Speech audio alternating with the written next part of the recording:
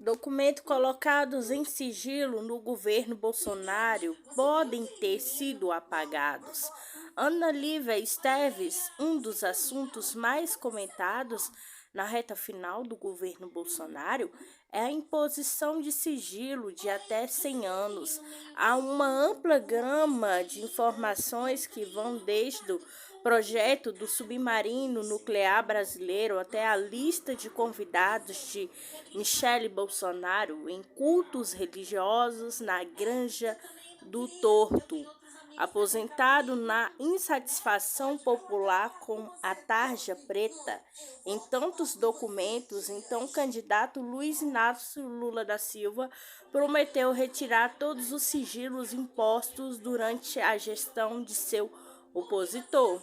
Eu vou ganhar as eleições quando chegar o dia 1º de janeiro. Eu vou pegar seu sigilo e vou botar o povo brasileiro para saber por que você esconde tantas coisas.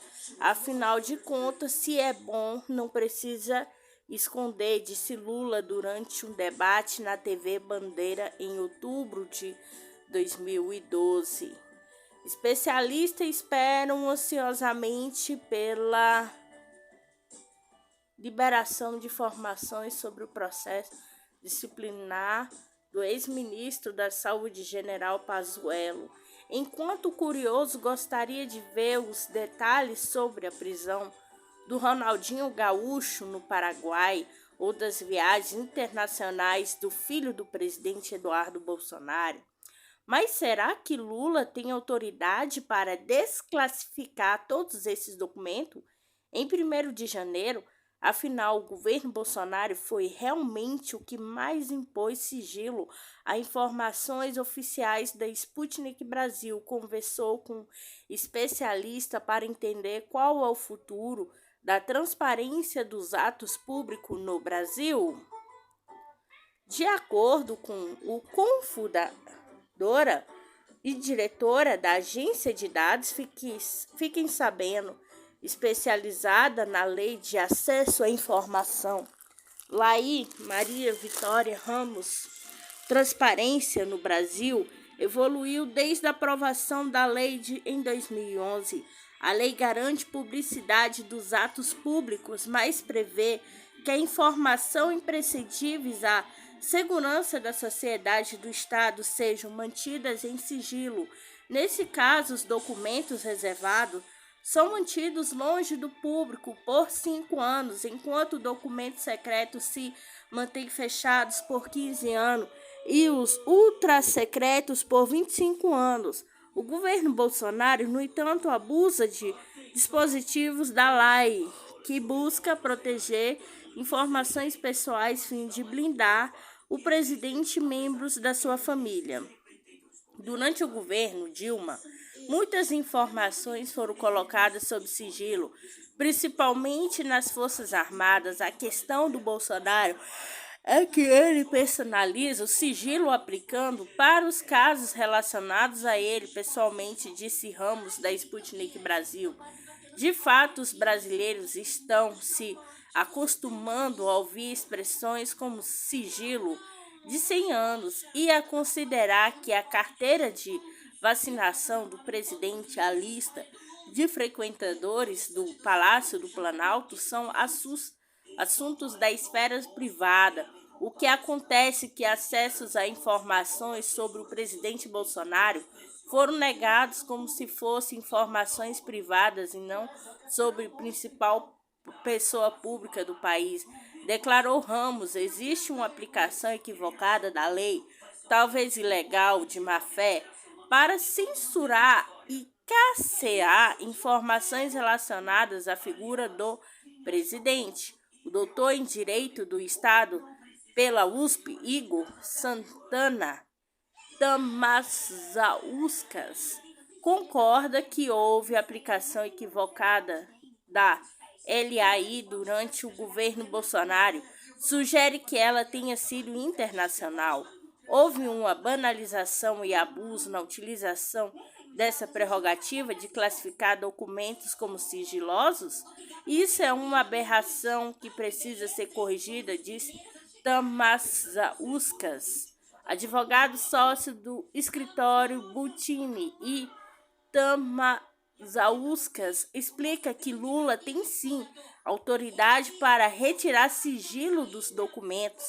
Além disso, o próprio órgão que impôs o sigilo tem prerrogativa de rever sua decisão.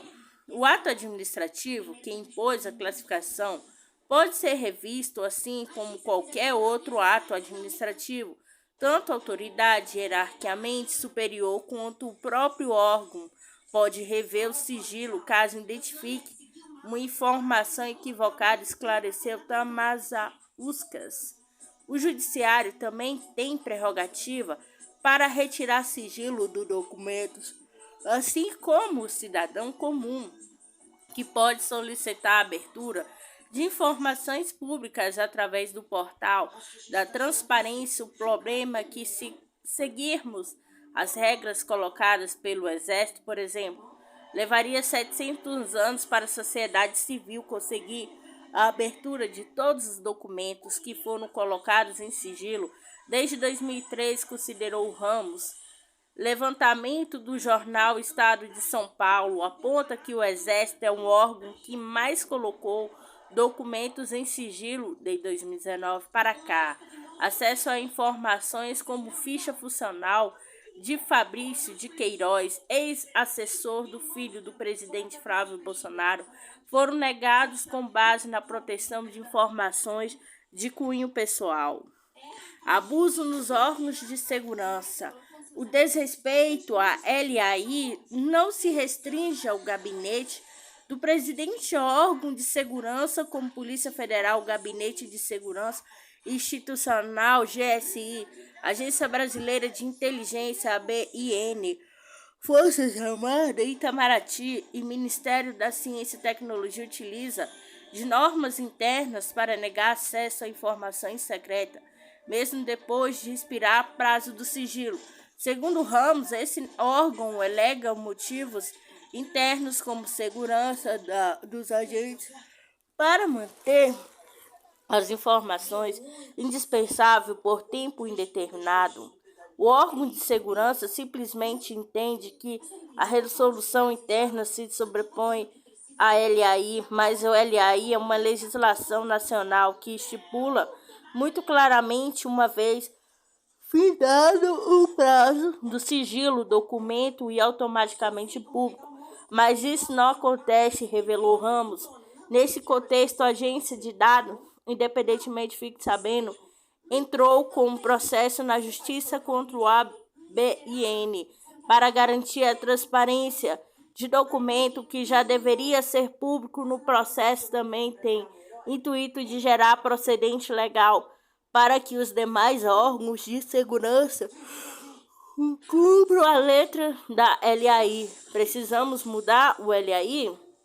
Mesmo que os sigilos impostos durante a gestão Bolsonaro sejam eventualmente retirados, nada impede que a interpretação falaciosa do LAI se repita em futuros governos especialistas. No entanto, alerta que alterar a legislação vigente não necessariamente é a melhor solução para evitar abusos. No primeiro momento, mexer na legislação não é o caso. Precisamos estar estável e entender qual a posição desse novo Congresso, porque às vezes abrir uma legislação para ser editada pode destruir essa norma, considerou o Ramos.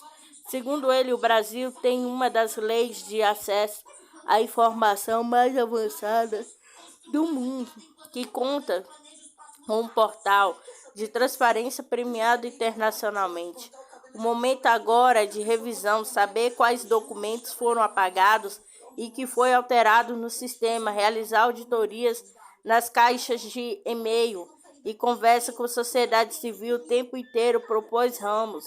No início de novembro, o Palácio do Planalto informou que um vírus infectou sua rede de computadores, mas negou que os documentos internos tenham sido comprometidos. Na ocasião, técnicos de informática do Palácio receberam orientação de deletar arquivos dos computadores da presidência, conforme reportou o jornal Metrópolis. Documento da Fiquem Sabendo enviados à equipe de transição para o governo Lula 3, ao qual Sputnik Brasil teve acesso, propõe uma auditoria no sistema do governo, nos dispositivos disco rígidos para identificar documentos que eventualmente tenham sido apagados. Tamazaucas lembra que aqueles que violaram a lei de acesso à informação devem ser punidos, como são todos os cidadãos que descumprem a legislação. Se as pessoas vandalizaram essa lei, elas têm que responder por isso, acredita Tamazauskas. Estamos falando de vândalo. Vândalos têm que ser tratados como tais. É necessário identificar a conduta ilícita e rever o ato administrativo que indevidamente classificou determinadas informações como sigilosas. Punir quem errou por algo e punir como vândalos. Não há outra forma de atuar, conclui o advogado. A retirada de sigilos impostos durante o governo Bolsonaro foi o tema recorrente da campanha presidencial, objeto de análise no grupo sobre transparência no gabinete de transição para o governo Lula 3 no Brasil. A lei de acesso à informação, principal base legal para a revisão dos atos, assim como a Lei Geral de Proteção de Dados Pessoais, LGPD.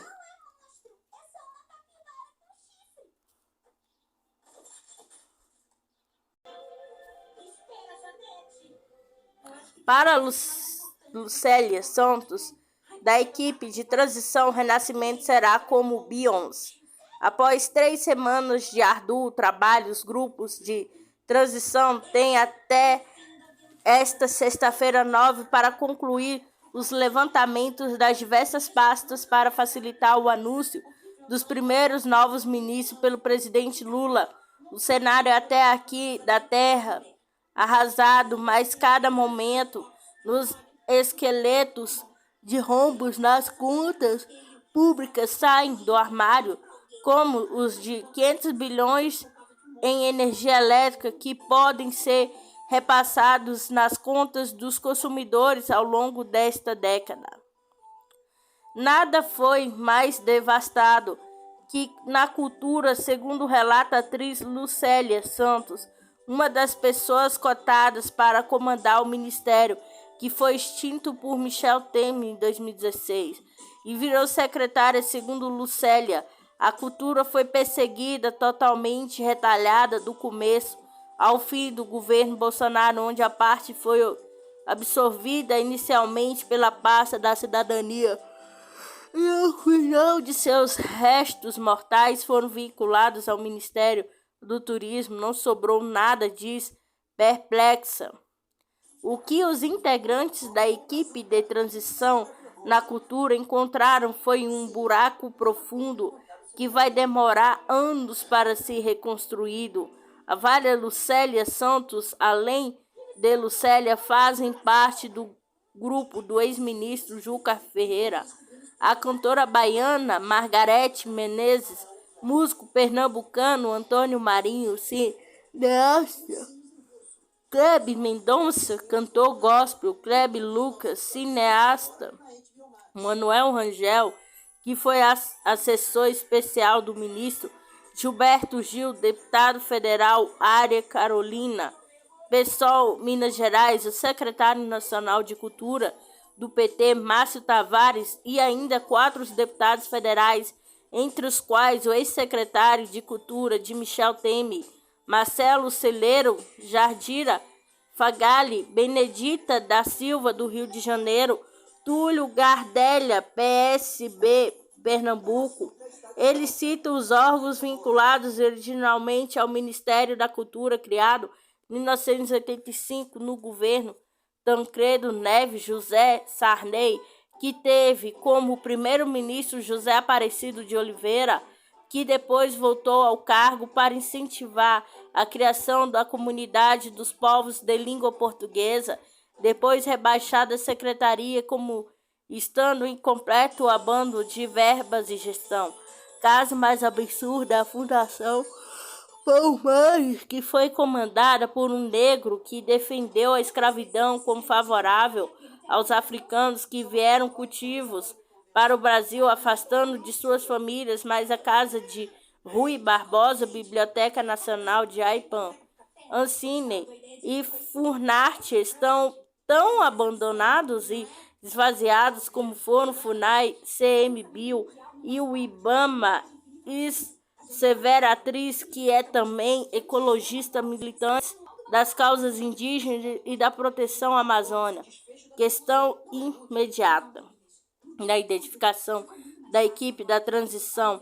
A questão mais imediata de destravar ainda no governo Bolsonaro a liberação dos 3 bilhões da lei de Paulo Gustavo, aprovado pelo Congresso e vetada pelo presidente. O dinheiro é pouco para os milhares de trabalhadores dos bastidores, das coxias, das artes cênicas que estão em recesso sem ajuda desde a pandemia, mas é o que pode ser feito agora. A decisão está nas mãos do presidente da Câmara, Arthur Lira, depois reativar os mecanismos da Lei Aldir Blanc para atender às urgências mais prementes, e acrescenta: para exemplificar a grandeza do desmonte da estrutura oficial da cultura, desde que o Ministério foi extinto, com mais de 4.000 servidores, virou uma secretaria que foi jogada para lá para cá no governo Bolsonaro, e total de funcionários que já tinha encolhido para 434. Em janeiro de 2019, ficou limitada a 270 pessoas, quando virou um nicho de pasta do turismo. Uma das áreas mais atingidas foi da cultura popular, que se distribuía no país por mais de 5.500 pontos de cultura no governo Dilma. Lucélia Santos não esconde a revolta ao lembrar que a equipe da transição encontrou uma verba que era de 800 milhões no governo PT, de apenas 160 mil reais a serem repetidos ao longo de 3 anos por 27 estados. A mesma lógica do extermínio da educação de merenda escolar dos pobres, onde as verbas permitiam apenas um ovo fosse dividido por 2 crianças, agora tem de ser repartido entre 3 ou 4. Compara. Falta de proteção e cultura nacional. Um tema que tira do sério a atriz que percorreu o mundo para divulgar sua personagem na novela brasileira de maior circulação no mundo.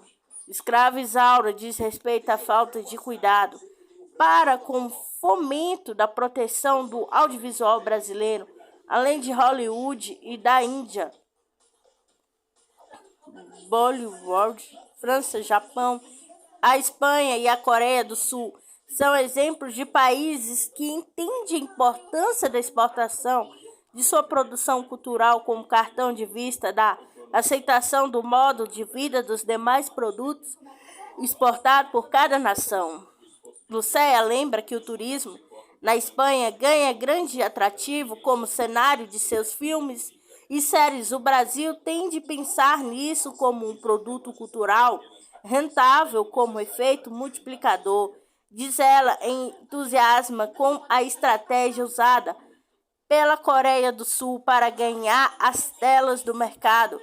Streaming foi um projeto político de governo que capacitou pessoas à indústria do audiovisual para vender ao mundo o estilo de vida dos coreanos, que hoje estão mais populares que os japoneses, e com as séries exibidas nas casas das pessoas em telões dos fabricantes coreanos LG ou Samsung. Enquanto isso, ela acusa o Brasil de ter ficado sem cotas para a produção nacional nas telas de cinema em 2021. O acordo expirou por descaso do governo Bolsonaro. Ela alerta que as cotas negociadas para a TV caducam no ano que vem. Preciso regular o streaming no Brasil, com proteção preferencial ao produto nacional. Por isso, a volta do novo Ministério da Cultura tem um imenso trabalho pela frente. e precisa de alguém determinado ou determinada para construí-lo com os bíons que falava o rei vaticina. Principal fonte de fomento à cultura, a lei Rouanet, que foi demonizada injustamente no governo Bolsonaro, precisa voltar ao centro da ribalta, parte do objetivo de democratizar mais a cultura popular. Dos pontos de cultura poderia ser a destinação de uma parte que renuncia fiscal, que fica ao cargo do contribuinte que decide patrocinar uma peça, um filme, um show, uma exposição de artes, uma orquestra ou uma minissérie com recursos a serem geridos por um fundo nacional. Mas ela vê ainda um grande filhão mal explorado no Brasil para atender à cultura. O sistema de loterias poderiam ser um dos grandes mecenas da cultura nacional. A cultura precisa voltar a ser empoderada, afinal, ela está presente num corte transversal em todas as nossas atitudes. O Ministério tem um grande campo para atuar e reconstruir os escombros deixados pelo atual governo. Mas as pessoas que se envolveram na transição estão com muita tensão de fazer acontecer o renascimento, garante Lucéia Santos.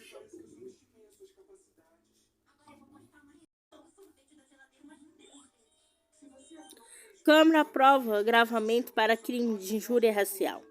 A Câmara dos Deputados aprovou nesta quarta-feira 7 a proposta que incluiu agravantes para o crime de injúria racial, cuja pena é aumentada de 1 a 3 anos de reclusão para 2 a 5 anos.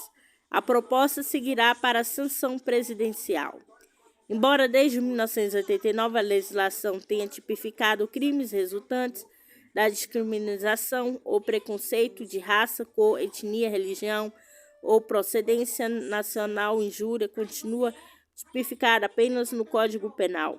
Assim, a pena de 1 a 3 anos de reclusão continua para injúria relacionada à região ou à condição de pessoa idosa ou com deficiência, aumentando-se para 2 a 5 anos nos casos relacionados à raça, cor, etnia ou procedência nacional.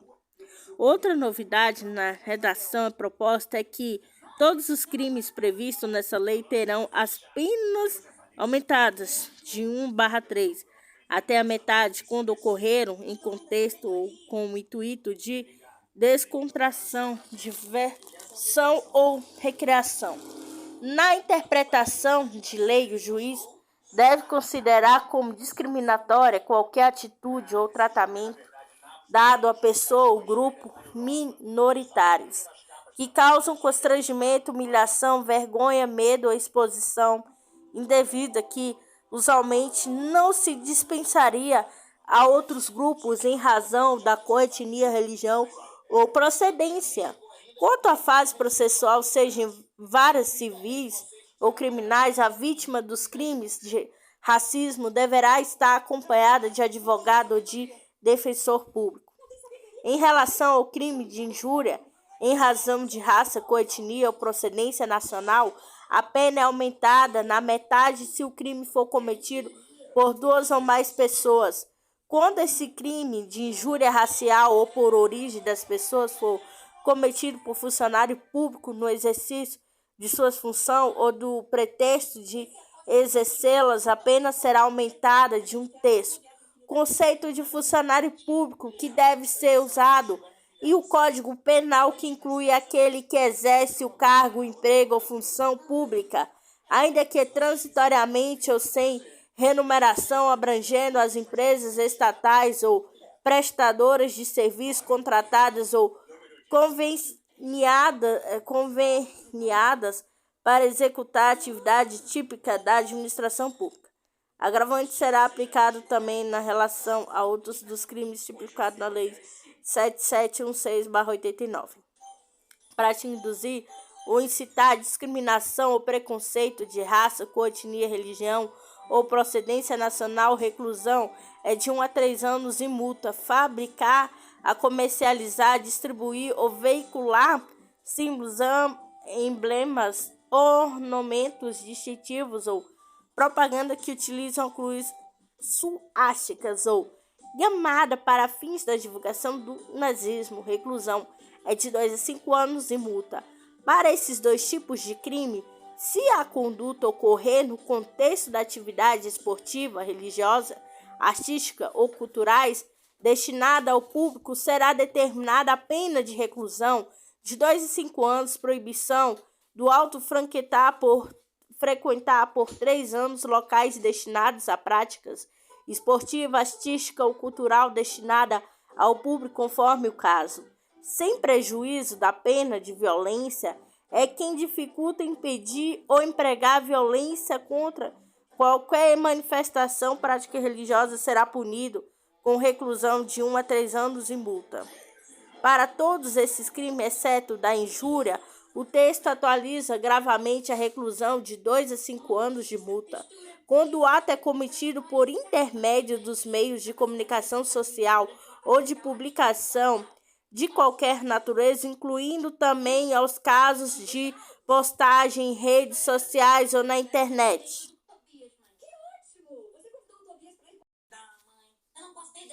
Aprovado no Senado, a PEC da transição encontra resistência na Câmara. Lander, Porcela, Débora Álvares, Bruno Luiz. O Senado aprovou nesta quarta-feira a proposta da emenda da Constituição da PEC da transição em segundo turno. No plenário foram 64 votos favoráveis a 3 contrários. Na primeira votação, 64 senadores apoiaram o texto, 16 rejeitaram. A PEC eleva em 145 bilhões de teto de gasto, regra que limita o crescimento das despesas do governo, variação da inflação pelo período de 2 anos, de 2023 a 2024. O texto também retira do teto o percentual de receitas extraordinárias, que pode chegar a 23 bilhões, que eleva o impacto fiscal de 168 bilhões. A PEC é a principal oposta do presidente eleito Luiz Inácio Lula da Silva para cumprir promessas de campanha, com a manutenção do Bolsa Família de 600, a concessão de uma parcela adicional de 150 por cada criança de até 6 anos. Além disso, Lula quer garantir o aumento real do salário mínimo e recompor verbas no orçamento do ano que vem para programas como Minha Casa e Minha Vida, a Farmácia Popular, Merenda Escolar. Ontem a PEC se passou na CCJ após o senador Jacques Wagner, PT Bahia, anunciar o nome de Lula um acordo para reduzir a ampliação do teto de gasto de 175 bilhões, como estava previsto no parecer inicial do relator Alexandre Silveira. PSD Minas Gerais para 145 bilhões. Além disso, o PT se comprometeu a enviar ao Congresso até agosto um projeto de lei complementar para mudar a regra fiscal do país com o fim do teto. No plenário, senadores como Orisvisto Guimarães, Podemos Parar tentam reduzir a validade da ampliação do teto de 2 anos. Para um ano, fixar o valor de elevação no limite da regra fiscal em 100 bilhões. Os aliados de Lula, contudo, conseguiram barrar a investida de opositores ao governo eleito para esvaziar ainda mais a PEC. Obtiveram a rejeição dos destaques após uma operação que envolveu o presidente do Senado, Rodrigo Pacheco, PSD Minas Gerais, presidente da CCJ, Davi Alcolumbre, União Brasil, Amapá, senadora Simone Tebet, MDB Minas Gerais. MDB Mato Grosso do Sul, que entrega a equipe da transição. Expectativa agora é que o texto seja analisado pela Câmara na semana que vem. De acordo com os deputados do PT, o acordo com o presidente da Casa, Arthur Lira, PP Alagoas, para que a proposta seja pensada em outro texto que esteja pronto para ir ao plenário, ou seja, sem passar por comissão na Câmara. É necessário o apoio De 308 dos 513 deputados, com a votação também, um dos dois turnos, Lira já sinalizou que pode pautar a votação na próxima quarta-feira, 14. Para assegurar a aprovação da PEC no Senado, Silveira acatou uma série de emendas, entre elas uma que garante o pagamento do Vale Gás famílias de baixa renda em 2023 sem necessidade de compensação fiscal. Outros retiram uma série de despesas do teto de gasto, como despesas das instituições federais de ensino e Fundação Oswaldo Cruz, custeadas por receita próprias de doação ou de convênios celebrados com os demais entes da federação ou entidades privadas. O texto aprovado também amplia o poder do Congresso sobre a alocação dos recursos no orçamento do ano que vem, permitir que as comissões permanentes solicitem ao relator geral do orçamento de 2023, senador Marcelo Castro, MDB Piauí, destinação de recursos que ficaram livres na Lei Orçamentária Anual LOA. Na versão da proposta protocolada por Castro, essa prerrogativa estava restrita à equipe de transição. A votação na Câmara depende do desfecho do julgamento do orçamento secreto do Supremo Tribunal Federal, STF, adiado para a próxima quarta-feira, 14, diante do impasse petista, articulam um novo encontro entre Lula e Lira.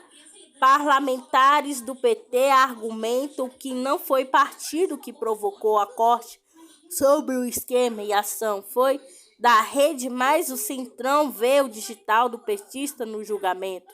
Em meio ao imbróglio, deputado tem reclamado da falta da interlocução com o governo eleito sobre a PEC. Falo em alterar o prazo e o valor da ampliação do teto, mas o PT vê o movimento com a retaliação. Para o deputado Danilo Forte, União Brasil, Ceará, o julgamento pode gerar uma crise institucional.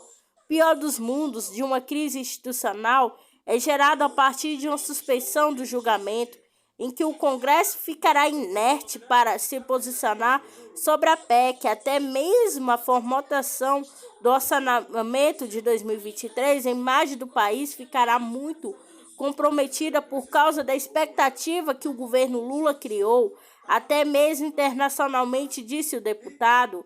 Na queda do braço com o STF, uma das alternativas avaliadas pelos deputados, colocar na PEC um dispositivo para prever a constitucionalidade do orçamento secreto. Lira, o presidente do Senado, Rodrigo Pacheco, PSD, Minas Gerais, também articula um projeto de resolução do Congresso para garantir o esquema.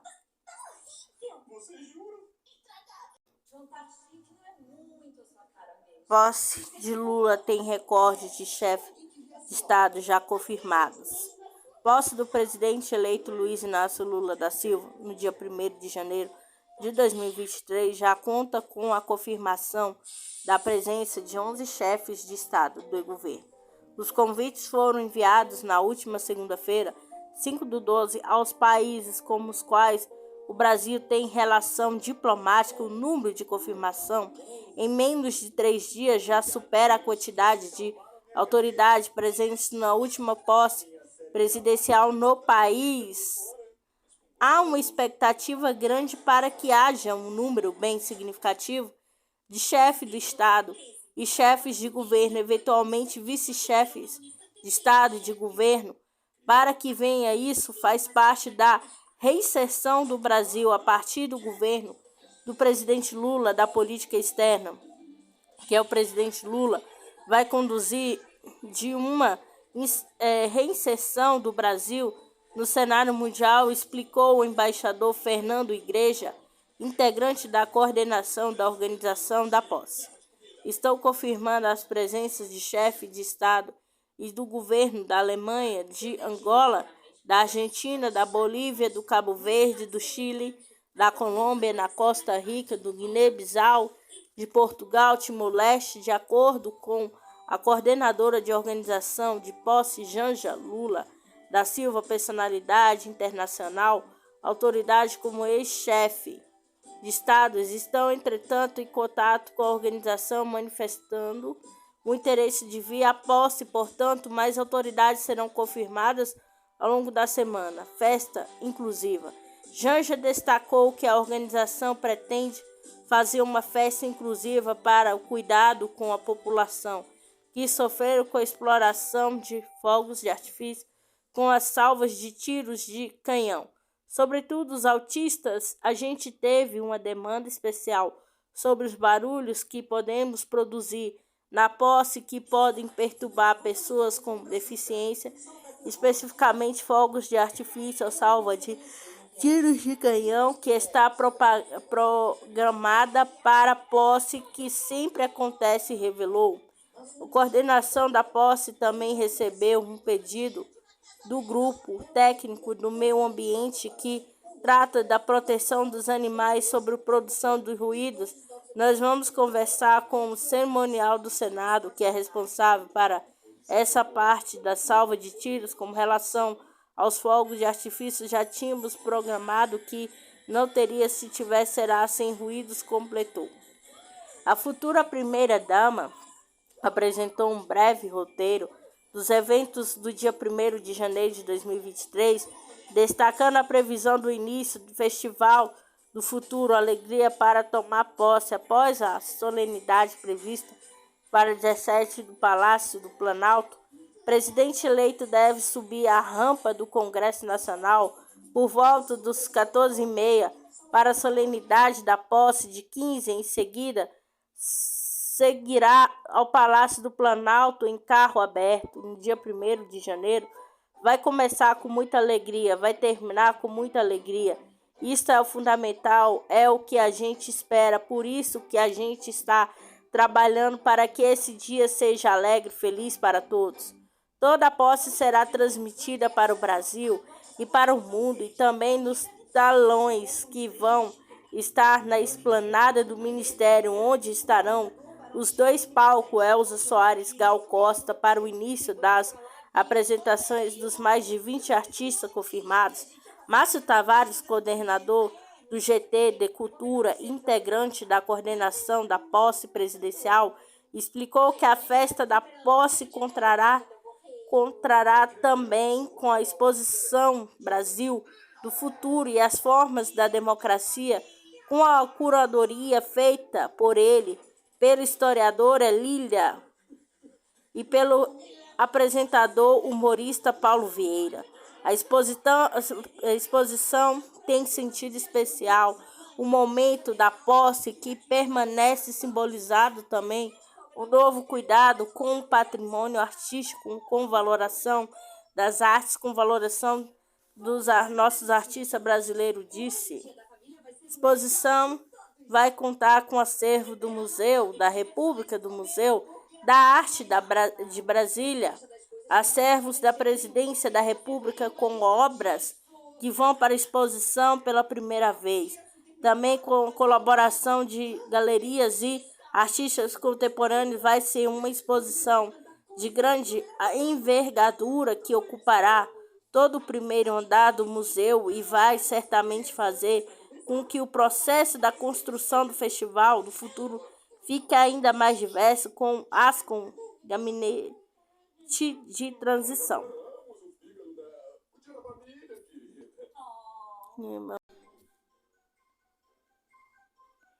Dina Boluarte toma posse como primeiro presidente mulher do Peru.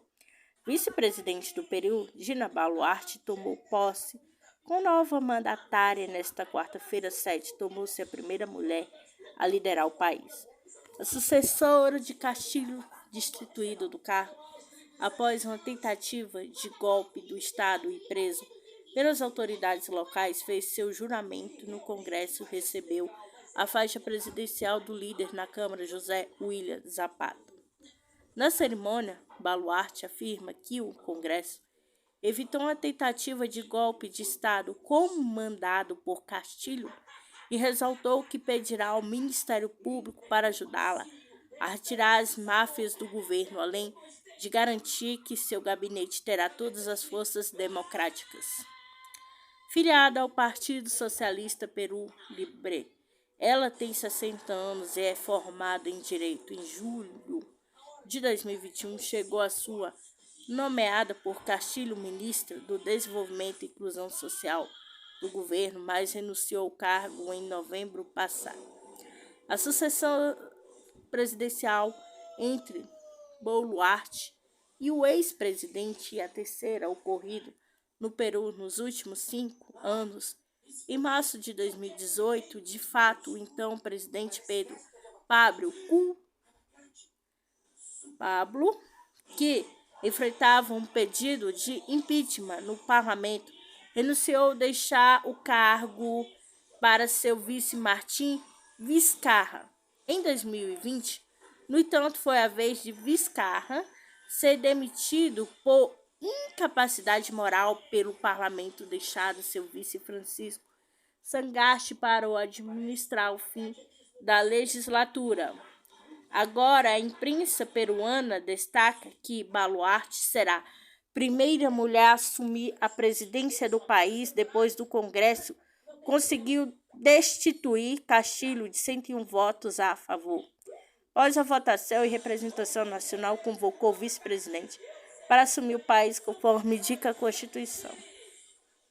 Hoje cedo, então, o presidente do Peru, Pedro Castilho, anunciou a dissolução do Congresso do país, um governo de exceção até a realização de novas eleições. Medida foi vista como um golpe de Estado do mandatário pela oposição. Em uma mensagem, a nação Castilho afirmou que é preciso convocar o mais rápido possível a eleição para um novo Congresso com a capacidade constituinte para criar uma nova Constituição há no máximo 9 meses, até que se instaurou um novo Congresso, pois será o governador por meio de decreto-lei, acrescentou ainda.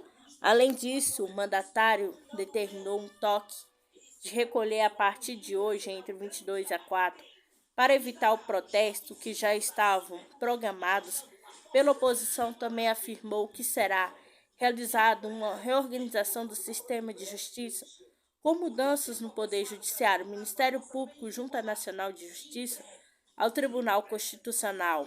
Enquanto os opositores que já estavam debatendo o terceiro pedido de impeachment contra Castilho falam em golpe, os apoiadores do mandatário dizem que ele ativou a medida que consta na Constituição. Castilho, de esquerda, assumiu o poder em julho do ano passado ao derrotar o candidato extrema-direita Keiko Fujimori, filha do ex-ditador Alberto Fujimori.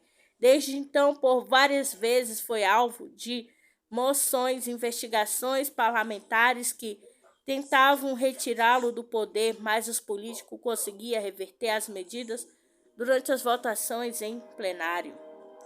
O país sul-americano tem uma política turbulenta há décadas, tendo praticamente todos os presidentes eleitos nos últimos 20 anos ainda vivos, presos por crimes durante os mandatos. Os dois antecessores de Castilho, que eram de direita, renunciaram após serem alvos dos diversos pedidos de impeachment.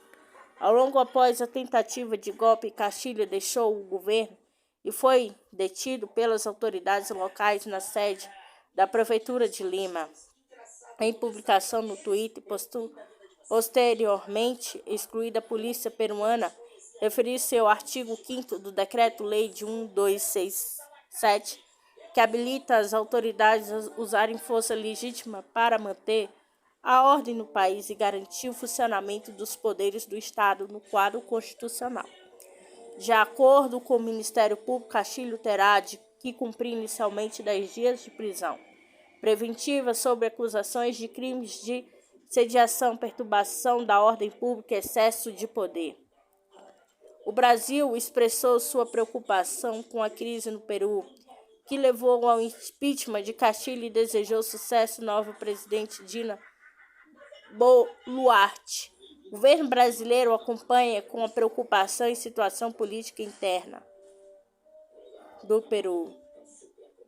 que levou à destituição constitucional do presidente Pedro Castilho pelo Congresso e sua sucessão pelo vice-presidente Dina Boluarte, disse um comunicado do Itamaraty.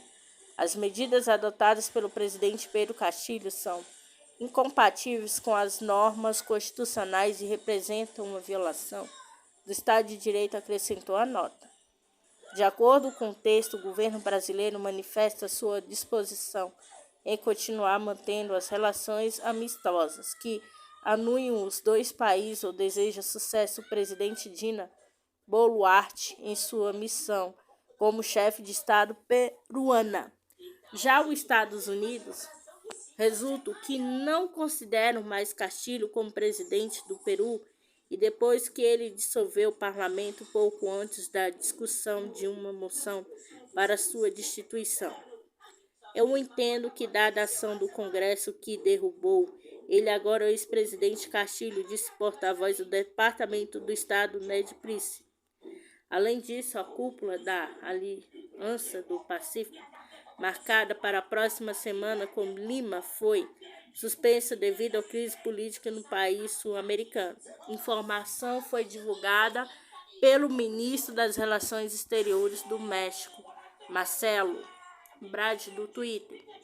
Aliança formada por México e Colômbia. Peru e Chile já havia planejado realizar uma reunião presidencial nos dias 24 e 25 de novembro no México, mas também havia sido suspensa porque o Congresso peruano já havia negado a Castilho permissão para viajar. Na próxima reunião no México deve passar para o Peru, presidência rotativa que ocupa desde 2008. Além disso, Costa Rica, Equador e Honduras devem se juntar ao grupo.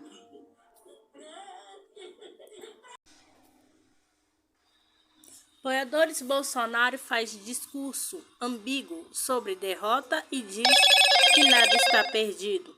Bruno Luiz Lorena Rodrigues, o presidente Jair Bolsonaro, PL, afirmou apoiadores na tarde desta sexta-feira, 9, que nada está perdido. Quem decide o meu futuro são vocês, disse. Nada é a primeira fala a simpatizantes desde a derrota para o presidente Luiz Inácio Lula da Silva, PT. O chefe do executivo fez um discurso ambíguo ao mesmo tempo em disse respeitar as 4 linhas da Constituição e sinalizou para o questionamento ao resultado das eleições.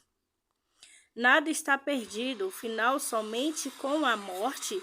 Quem decide o meu futuro, para onde eu vou, são vocês. Que decidem para onde vão as Forças Armadas, são vocês, afirmou na frente do Palácio da Alvorada, enquanto apoiadores pregavam uma ação das Forças Armadas para evitar a posse de Lula. Bolsonaro quebrou o silêncio no mesmo dia em que o petista anunciou os nomes que irão comandar 5 ministérios, que eles, o de José Múcio Monteiro, à frente da pasta da Defesa, a escolha de Lula pelo ex-deputado federal, ex-ministro do Tribunal de Contas da União, TCU, à vista como uma forma de apaziguar a tensa relação entre o petista e a caserna. Monteiro tem bom trânsito nas Forças Armadas. Nunca saí das 4 linhas da Constituição. Acredito que a vitória será dessa maneira, destacou ainda o presidente. Ele ainda reforçou aos apoiadores que vamos vencer. O que, se Deus quiser, tudo dará certo no momento oportuno. O chefe do executivo não especificou, entretanto, em que o âmbito é como se daria esta vitória, já que foi derrotado eleitoralmente por Lula. Bolsonaro criticou e autorizou um mote utilizado por simpatizantes para defender um autogolpe por parte do atual presidente. Não, eu autorizo, não, é o que eu posso fazer pela minha pátria. Não é jogar a responsabilidade para uma pessoa, declarou, ao sugerir que apoiadores deveriam fazer algo pelo país, sem também especificar o que. Não podemos esperar chegar lá na frente e dizer que eu não fiz lá atrás. Para chegar a esta situação, o tempo voa, cada minuto é um minuto a menos. Temos como mudar o futuro da nossa nação. Como o mesmo ingrediente, ninguém pode fazer um bolo diferente. Esse ingrediente que temos pela frente, nós sabemos lá atrás que aconteceu, dizem a provocação ao presidente eleito. O chefe do executivo comentou ao período que passou em silêncio após a derrota e falou em dor na alma. Estou há praticamente 40 dias calado, dói na alma. Sempre fui uma pessoa feliz no meio de vocês, mesmo arriscando a minha vida.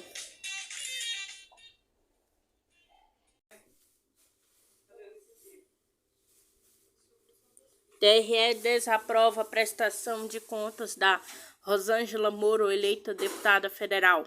Tiago Domenici, área técnica do Tribunal Regional Eleitoral TRE de São Paulo, deu um parecer desaprovando as contas de campanha eleitoral da deputada federal Rosângela Moro, União Brasil, esposa do senador Sérgio Moro, União Brasil, que também teve suas contas de campanha contestada.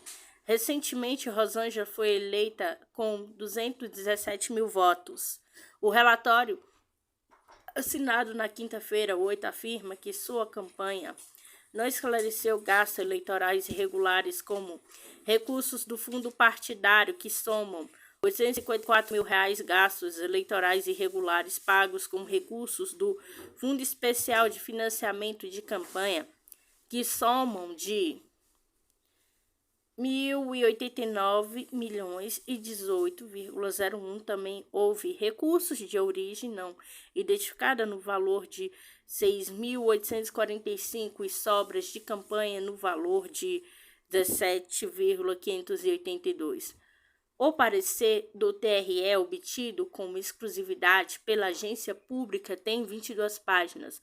Informar que já havia sido solicitada a campanha de Rosângela a apresentação de esclarecimentos e provas complementares que foi feito, mas não convenceu o TRE sobre transparência das contas. As prestações de contas são uma etapa importante do processo eleitoral. Cabe à Justiça Eleitoral averiguar como foram empregados os recursos destinados à realização de uma eleição por candidatos e partidos. A deputada, que é natural de Curitiba, que se descreveu em suas redes durante a campanha com o combate da corrupção e defensora do empoderamento da mulher, declarou um total de despesas no valor de R$ 2.811.738,57. Mas o TRE apontou as falhas na comprovação desse total de despesas, como gasto como combustíveis, não sendo possível identificar como veículos estavam os serviços da campanha, inconsistência na situação fiscal de fornecedores, gasto com pessoas não comprovadas, despesas que deixaram de transitar pela conta bancária de campanha, o que é uma exigência da lei. Durante a eleição por uma vaga na Câmara dos Deputados, a pública já havia apontado um almoço sem registro oficial como empresários e potenciais eleitores, como churrascaria, atrasos de pagamento de fornecedores de gráfica e marketing, indagações de equipe de panfletagem nas suas e contratação de social, o QI, para a campanha, mesmo em empresas de monitoramento de redes sociais denunciada no escândalo da propaganda oculta do iFood, também revela pela pública o moço em registro oficial como empresários potenciais eleitorais numa churrascaria, como consta no documento da TRE. Foi identificado que o candidato recebeu doação estimável em dinheiro consistente na organização de um evento com fornecimento de refeição que eles pusesse sua plataforma da campanha no valor de R$ 5.054 5.054,44, 0,17% do total acumulado de receitas. 2.869.128,97, que não foram detalhadas adequadamente, estando ausente as informações elencadas no artigo 53, inciso 1, a linha D, da Resolução TSE no dia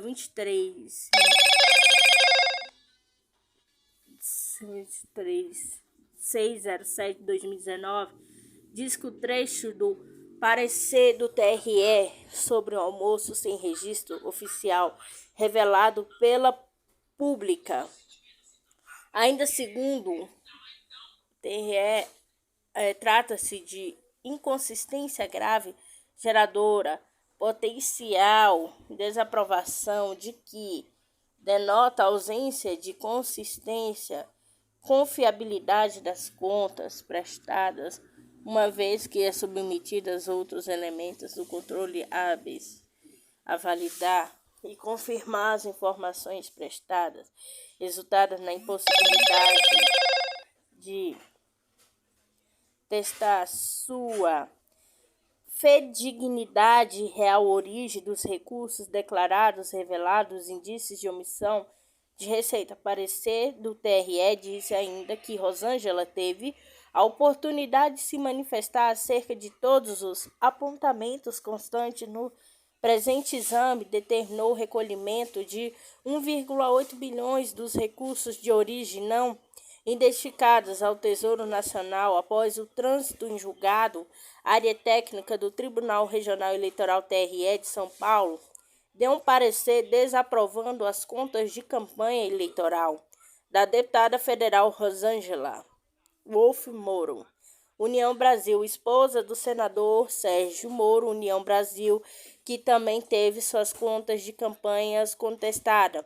Recentemente, Rosângela foi eleita com 217 mil votos. O relatório, assinado nesta quinta-feira 8, afirma que sua campanha não esclareceu gastos eleitorais irregulares com recursos do fundo partidário, que somam R$854 mil, gastos eleitorais irregulares pagos com recursos do Fundo Especial de Financiamento de Campanha, que somam de R$1.089 milhões e 018,01. Também houve recursos de origem não identificada no valor de 6.485, sobras de campanha no valor de 17.582.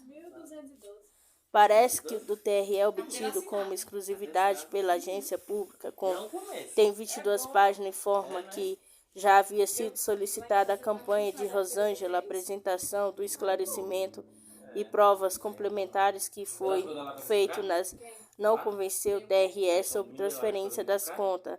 As prestações de contas são uma etapa importante do processo eleitoral. Cabe à Justiça Eleitoral averiguar como foram empregados os recursos destinados à realização de uma eleição por candidatos e partidos. A deputada, que é natural de Curitiba, que se descreveu com suas redes durante a campanha como uma combatente da corrupção e defensora do empoderamento da mulher, declarou um total de despesas no valor de R$ 2.811.738,57.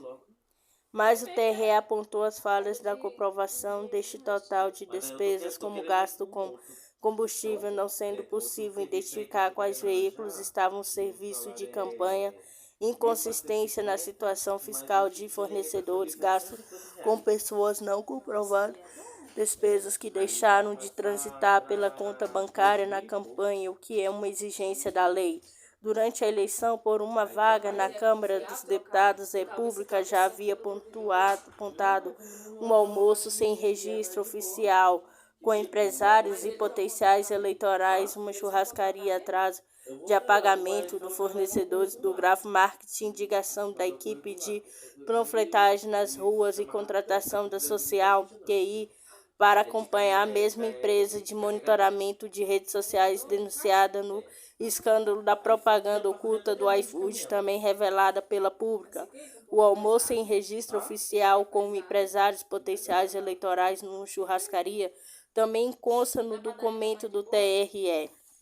Foi identificado que a candidata recebeu doação estimável em dinheiro, consistente na organização de um evento com fornecimento da refeição para que ela expusesse sua plataforma de campanha no valor de R$ 5.054.044, 0,17% do total acumulado de receita, R$ 2.869.128,97, que não foram detalhadas adequadamente, estando ausente as informações elencadas no artigo 53, inciso 1, a linha D, resolução TSE de 23.607/2019, diz que o trecho do parecer do TRE sobre o almoço sem registro oficial revelado pela pública, ainda segundo o TRE, trata-se de inconsistência grave geradora de potencial desaprovação que denota ausência de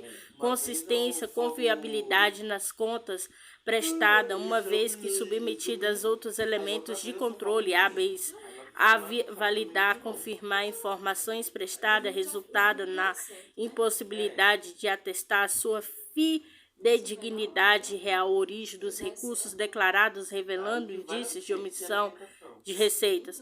Parecer do TRE diz ainda que Rosângela teve oportunidade de se manifestar acerca de todos os apontamentos constantes no presente exame, determinou o recolhimento de 1,8 milhões dos recursos de origem não identificada ao Tesouro Nacional após o trânsito em julgado em decisão que julga as presentes contas.